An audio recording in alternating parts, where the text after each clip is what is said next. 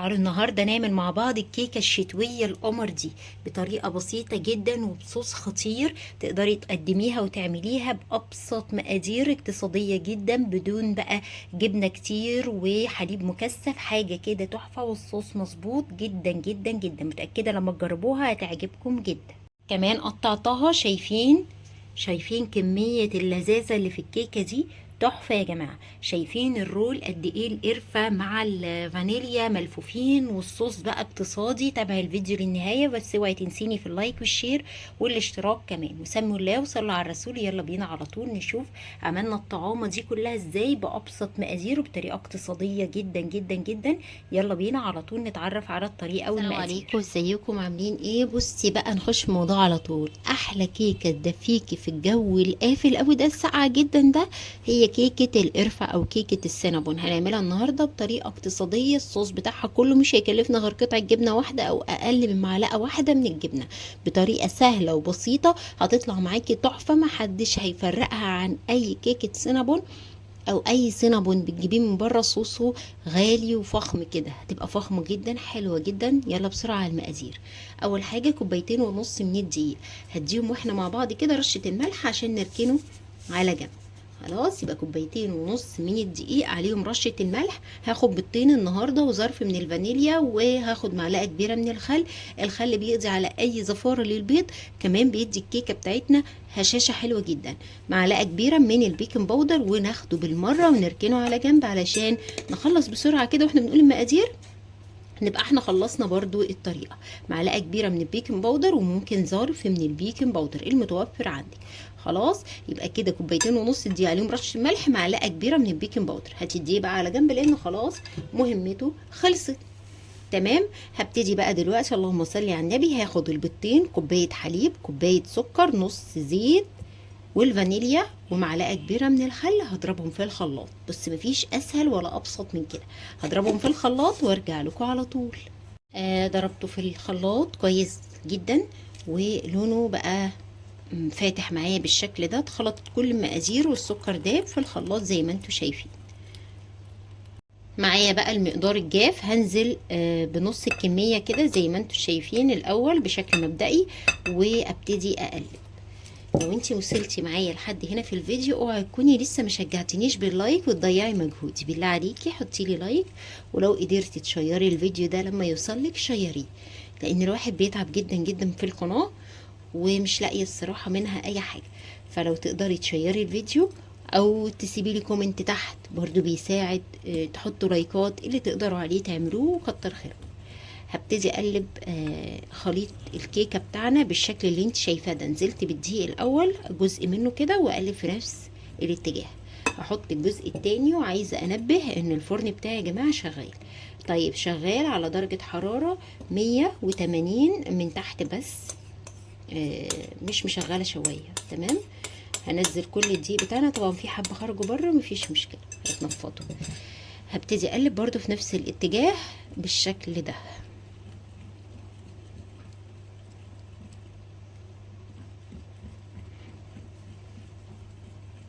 هفضل اقلب كده لحد ما كل الدقيق يخش في قلب خليط الكيكه. بصي بقى، خلاص انا قلبت كده كويس. هجيب بقى الطبق اللي كان فيه الدقيق بتاعنا. هاخد تقريبا حبه كده من قوام الكيكه اللي انتوا شايفينه. بصي يعني هقولك ايه، اكتر من ربع شويه. يعني ممكن ايه، لو انت هتقسمي الخليط ده على 3 اجزاء، يبقى هو ايه جزء منها. تمام. يعني فوق الربع بسنه، تلت كده، فاهميني؟ بس مش اكتر من كده. تمام. خدت جزء كده زي ما انتم شايفين اهو، والجزء ده هحط عليه معلقه من القرفه. كيكه السينابون يا جماعه يعني قرفه، عشان بس ايه محدش يقولي مش بحب القرفه. يعني السينابون يعني قرفه اصلا. معلقه، ممكن احط حبه كمان لان انا بحب القرفه جدا. اهو شويه كمان. ريحتها تحفه تحفه تحفه تحفه. القرفه دي يا جماعه حوار مشروب، اكل حلو حادق. يعني بصي قصه تانية كده. طبعا هنا القوام هيبقى تقيل، فانا هعوضه بمعلقه من الحليب تظبط معايا القوام. معلقه حليب واحده اهي بس كده، ونشوف. حبيت احط تاني احط معلقه كمان. نقلب بقى كده في نفس الاتجاه. الريحة حوار، تحفة تحفة يا جماعة والله خطيرة قوي. نقلب كده اهو. انا شايفة القوام هيبقى حلو جدا، احنا بنحسه كده بايدينا. شايفاه هيبقى مثالي وممتاز قوي. حلو اهو كده القوام مثالي قوي قوي قوي. قلبنا تمام زي الفل. خلاص كده الخليطين جاهزين معايا. وكمان بطنت صينيه زي ما انتم شايفين بالدقيق معانا، علشان خاطر بسهوله يعني اما احب اقلب الكيكه تتقلب. هبتدي بقى الخليط الاولاني اللي هو اللي بالفانيليا، اقلبه بس كده الاول. وهنزل بجزء منه. طبعا نقول بسم الله الرحمن الرحيم. انا قلبته كويس، هبتدي بقى ان انا انزل نص الكميه تقريبا. احاول كده تبقى نص كميه الخليط اللي هو بالفانيليا اهو. تمام كده كفايه. ونظبط الصينيه بتاعتنا كده في حدود نص كميه خليط الفانيليا. هبتدي بقى كده اساوي الصينيه بالشكل اللي انتوا شايفينه ده. تمام اهو زي الفل.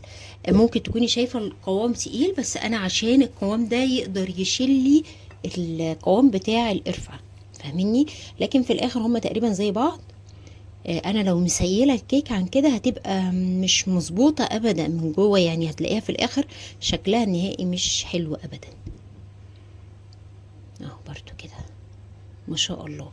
شايفين؟ انا شايفه القوام رائع. تمام حلو قوي برضو كده. نرفع الباقي. هرجع اجيب بتاع الفانيليا اهو. ننزل بس كده الاجناب وننزل على طول، يعني راق وراق. شايفه نزل يترسم يا جماعه والله العظيم بجد تحفه.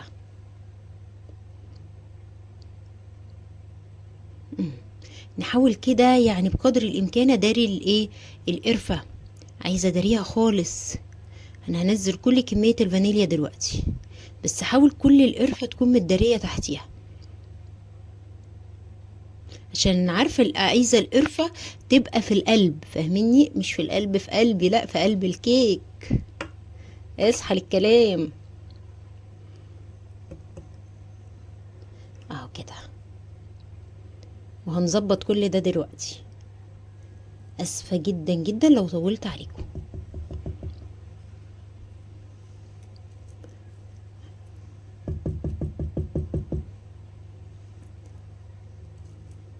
كده خلصت كل قوام او كل الخليط اللي بالحليب او اللي هو بالفانيليا. اخر حاجة القرفة بتاعتنا ننزل بيها بقى كده.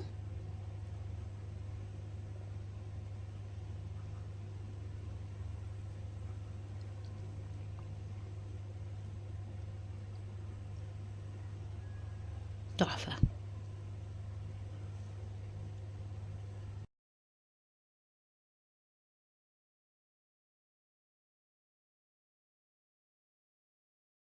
هاجي بقى باي خلة شيش طاووق وهبتدي ان انا اعمل كده عشان ادخل بس الخليط في بعضيه بس كده اهو. هدخلها الفرن. طبعا لو عندك صينية اصغر من كده تكون احلى كتير. الصينية دي تقريبا 28، يعني من 24 ل 26 هتكون افضل بكتير. انا كنت حابة اعملها مثقوبة من النص، وده المقاس اللي عندي. هدخلها الفرن واول ما تخرج هرجع اوريها كده. اللهم صل على النبي. قد ايه تحفه. وارتفعت خالص في الفرن، رغم ان الصينيه كبيره عليها كده، بس انتفخت وارتفعت. بصي الشكل. الريحه هنا حوار بقى يا جماعه. بصوا لسه خارجه حالا من الفرن. كل اللي هعمله دلوقتي ان انا هبتدي اقلبها بقى تتهوى، علشان نبتدي نجهز الصوص الروعه بتاعنا. ايه يا جماعه الريحه دي؟ بجد الريحه التحفه دي. بصوا بقى انا هبتدي كده. انا اختبرتها الاول من هنا. فهبتدي كده بالراحه كده، ابتدي اسلكها برضو بسكينه بخله. هي ما شاء الله عشان الصينيه زي ما انتم شايفين متبطنه كويس، فهتتقلب معايا على طول. ما شاء الله اتقلبت معايا على طول. عايزه اقشر بقى التبطينه دي، ببتدي ان انا اقشرها كده بالشكل ده. انا قلبها على فوطه، ممكن تقلبيها على فوطه، على طبق، بس ما بحفزش الطبق قوي لانه ايه بتلزق فيه. على شبكه دي احسن حاجه بقى الشبكه. انا عندي شبكه والله، بس ما اعرفش ليه ما قلبتش عليها. هبتدي اشيل ده يا جماعه، دي اللي احنا مبطنين بيه. بيطلع عادي مفيهوش مشكله، بتقشريه عادي كده بالسكينه بالراحه بيطلع.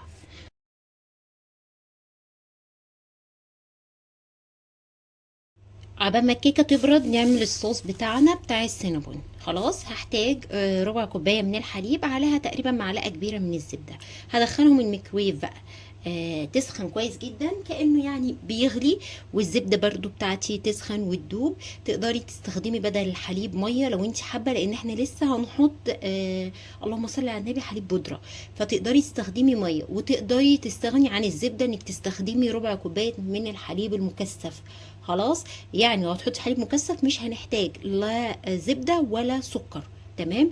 انا هستغنى عن الحليب المكثف، هبتدي احط حليب عادي، عليه معلقه واحده من الزبده، عليه السكر بتاعنا لما هو يسخن. خلاص، الحليب بتاعنا سخن كويس جدا، والزبده اهي زي ما انتم شايفين سبته سخن كويس. هنزل بقى بنص كوبايه من الحليب البودر في اي حاجه يعني بتخلطي بيها، في الخلاط، في الهاند بلندر زي ما انا هعمل، في بتعمليها بالمضرب اللي يريحك. عليهم في حدود تلت كوبايه من السكر، ممكن تستخدمي سكر بودره او سكر ناعم عادي. والسكر يا جماعه حسب الرغبه، عايزه تزودي سكر عن كده هتزودي، عايزه تقللي السكر ده حسب الرغبه. انا حطيت تلت كوبايه هيبقى كفايه جدا. عايزه مثلث واحد بس من الجبنه. خلاص، بره بقى يعني او الصوصات بتبقى بجبن كتير، ده اقتصادي نوعا ما. انا عارفه الزبده غاليه، ممكن تستخدمي بدلها على فكره سمنه والحليب وكل ده، بس احنا بنعمل حاجه اقتصاديه نوعا ما، وفي نفس الوقت ما تضيعيش مقاديرك. ما انت ممكن تقتصدي جدا جدا، فتبصي تلاقي اللي انت استخدمتيه خسرتيه. فهماني اقصد ايه؟ احنا عايزين طعم يكون حلو بمقادير ابسط من الواقع، بس ضروري اطلع في الاخر حاجه تتاكل. ما بقاش كلفت الكيكه وعشان اقتصد ارمي كل حاجه. فاحنا بنقتصد وفي نفس الوقت بنطلع التست الحلو. يعني بنعمل معادله ما بين الاقتصاد وما بين الطعم الحلو. اهم شيء ما فقدش اللي انا دخلته في الوصفه، وما كترش وبالغ في المقادير. فاهميني اقصد ايه؟ عشان انا عارفه في كومنتات بتيجي تقول لي فين الاقتصاد، انت مستخدمه زبده ومستخدمه حليب ومستخدمه سكر. ما انا ما اقدرش اقلل عن كده، لإلا هبقى بضحك عليك وهطلع لك حته عيش في الاخر تاكليها واقول لك دي كيكه. فاهميني؟ فانا بما يرضي الله بقول لك ازاي تقدري توفري، وفي نفس الوقت بما يرضي الله وربنا شاهد عليا تطلعي حاجه تتاكل ما تترميش. يا رب تكون الفكره وصلت لكم. نزلت بالحليب البودرة والسكر البودرة، وقلنا لو في حليب مكثف هستخدمه هو بدل كل الكلام ده، وعليه قطعة جبنة. عايزة تحطي جبنة اكتر من كده تمام، الجبنة مثلثات او الجبنة الكريم السايبة او الجبنة الكيري بس اللي مش المقاطعة يعني. انا اقصد يعني نوعية الجبن دي هي دي اللي بتستخدم في الصوص السينابون. تمام. هنزل بالحليب والزبدة السخنين بالشكل ده، الحليب على الزبدة السخنين. هدي رشة ملح بسيطة عشان تعدل لي الطعم. هجيب كمان ظرف فانيليا، نقطة فانيليا، نقطة واحدة تطعم بس كده وخلاص، مش عايزة اكتر من كده. في هنا شوية لبن بودرة كده نحطهم خسارة، بس مش عايزة مقادير اكتر من كده للصوص بتاعنا. هبتدي اخلط، مش عايزة بقى اخلط واحنا مع بعض علشان خاطر الصوت. خلاص كده انا خلطت بقى معايا القوام كده. طبعا هو لسه سخن، ليه؟ لان احنا حاطين الحليب سخن. حطيت الحليب سخن يا جماعه عشان السكر برضو يدوب معايا والزبده تدوب. قلت بدل ما احط بقى سكر بودره او اطحن السكر. خلاص كده الكيكه بتاعتنا بردت، وكمان الصوص بتاعنا برد. لازم الاتنين يكونوا بردوا علشان خاطر الصوص زي ما شفتوا كنا مسخنين الحليب جامد، وكمان الكيكه بتاعتنا كانت سخنه، فعشان يطلع معانا الصوص مظبوط بالشكل ده فضروري الاتنين يكونوا بردوا كويس جدا. وزعوا الكيكه كلها.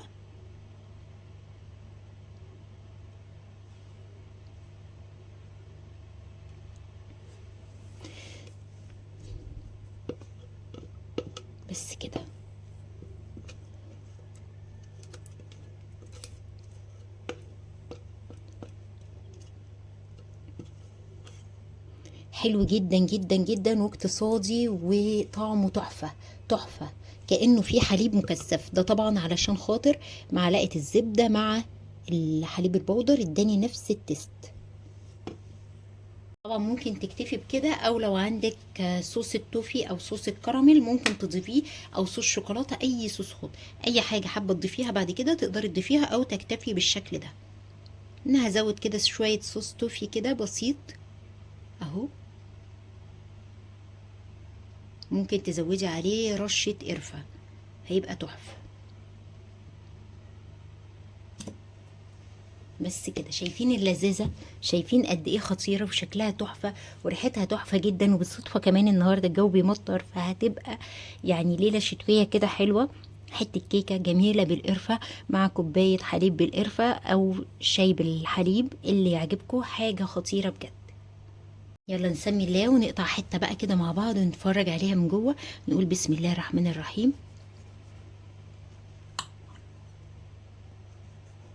بسم الله. يعني من الكيكات او اي حاجه داخلها القرفه من الحاجات المحببه جدا لقلبي. بسم الله. بصي، بصي الطعامه. تعالوا نقرب كده. بصي بصي اللذاذه بقى. شايفه الكيك هش جدا، واخد طبقات ورول كده من جواه كانها سينابون بالظبط بالظبط، وبكل بساطه، وفي صينيه واحده. شوفي بقى تقطعيها كام قطعه، بتبقى تحفه يا جماعه. ضروري تجربوها بالطريقه دي. شايفين الرولات اهي، والصوص خطير بأبسط مقادير. بصي تحفة. جهزت هنا بقى الطبق، نحط فيه القطعة بتاعتنا بالشكل ده.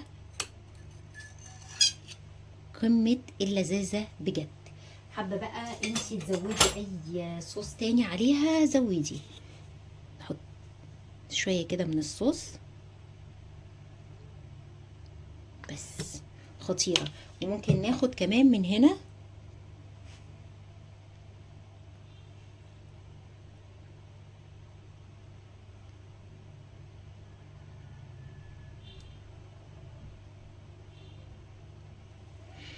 نقول بسم الله ونجربها بقى مع بعض. بسم الله. هشة وخطيرة يا جماعة. بصي بصي التحفة، مش مفرولة، وتحفة تحفة تحفة. بسم الله. خطيرة خطيرة خطيرة. جربوها، متأكدة انها تعجبكم جدا. تحفة.